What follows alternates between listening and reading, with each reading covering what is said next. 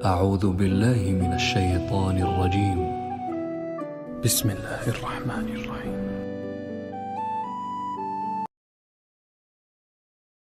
شروع اللہ کا نام لے کر جو بڑا مہربان نہایت رحم والا ہے۔ اے نبی، ہم نے تم کو فتح دی، فتح بھی کھلی اور واضح، تاکہ اللہ تمہاری اگلی اور پچھلی کوتاہیاں بخش دے اور تم پر اپنی نعمت پوری کر دے اور تم کو سیدھے رستے چلاتا رہے، اور تاکہ اللہ تمہاری بھرپور مدد کرے۔ وہی تو ہے جس نے مومنوں کے دلوں پر تسکین نازل فرمائی تاکہ ان کے ایمان کے ساتھ اور ایمان بڑھے۔ اور آسمانوں اور زمین کے لشکر سب اللہ ہی کے ہیں، اور اللہ جاننے والا ہے، حکمت والا ہے۔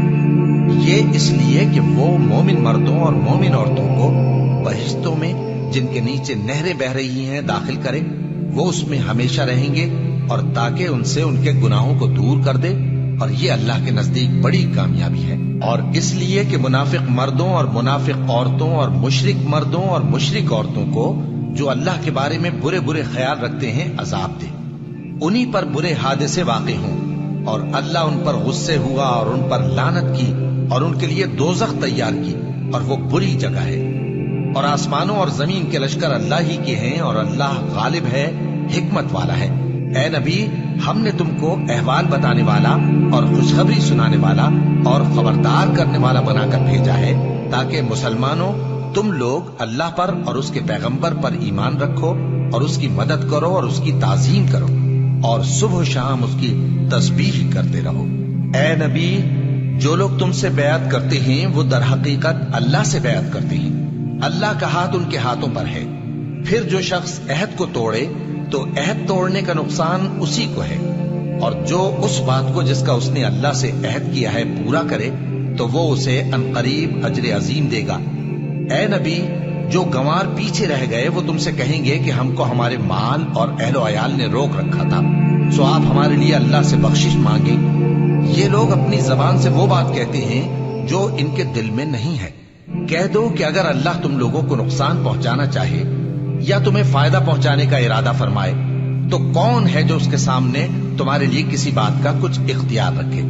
کوئی نہیں، بلکہ جو کچھ تم کرتے ہو اللہ اس سے واقف ہے۔ بات یہ ہے کہ تم لوگ یہ سمجھ بیٹھے تھے کہ پیغمبر اور مومن اپنے اہل و عیال میں کبھی لوٹ کر آنے ہی کے نہیں، اور یہی بات تمہارے دلوں کو اچھی معلوم ہوئی، اور اسی وجہ سے تم نے برے برے خیال کیے، اور آخر کار تم ہلاکت میں پڑ گئے۔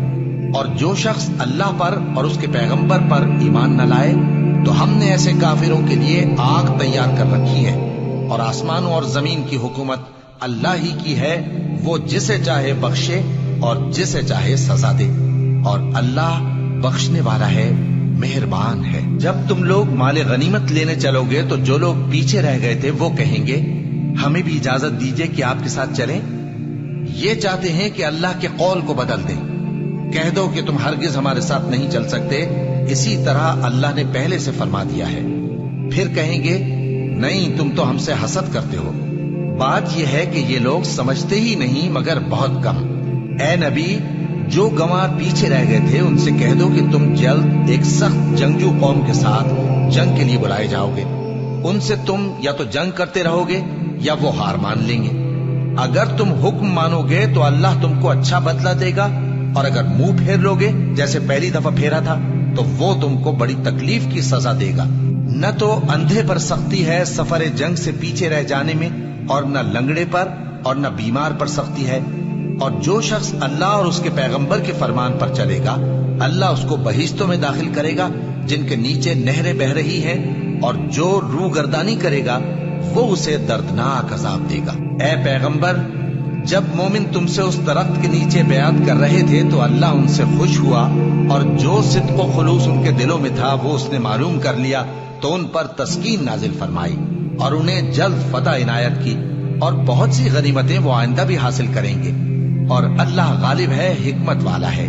اللہ نے تم سے بہت سی غنیمتوں کا وعدہ فرمایا ہے کہ تم ان کو حاصل کرو گے، پھر اس نے یہ غنیمت تمہیں جلدی سے دلوا دی، اور لوگوں کے ہاتھ تم سے روک دیے۔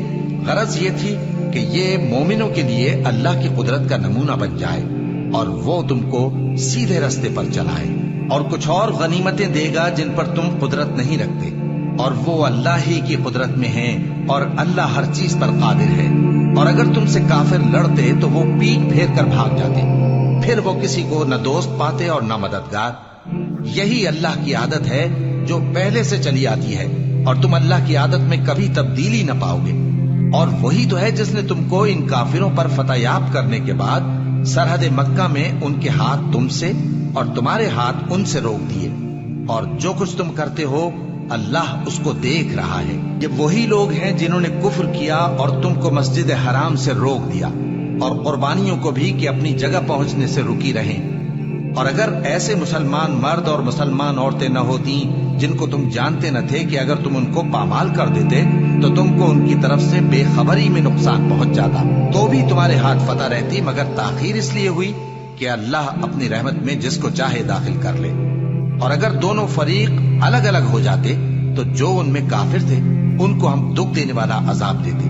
جب کافروں نے اپنے دلوں میں ضد کی، اور ضد بھی جاہلیت کی، تو اللہ نے اپنے پیغمبر اور مومنوں پر اپنی طرف سے تسکین نازل فرمائی اور ان کو پرہیزگاری کی بات پر قائم رکھا، اور وہ اسی کے مستحق اور اہل تھے، اور اللہ ہر چیز سے خبردار ہے۔ بے شک اللہ نے اپنے پیغمبر کو سچا اور صحیح خواب دکھایا تھا کہ تم انشاءاللہ مسجد حرام میں اپنے سر منڈوا کر یا اپنے بال ترشوا کر امن و امان سے داخل ہوگے اور کسی طرح کا خوف نہ کرو گے۔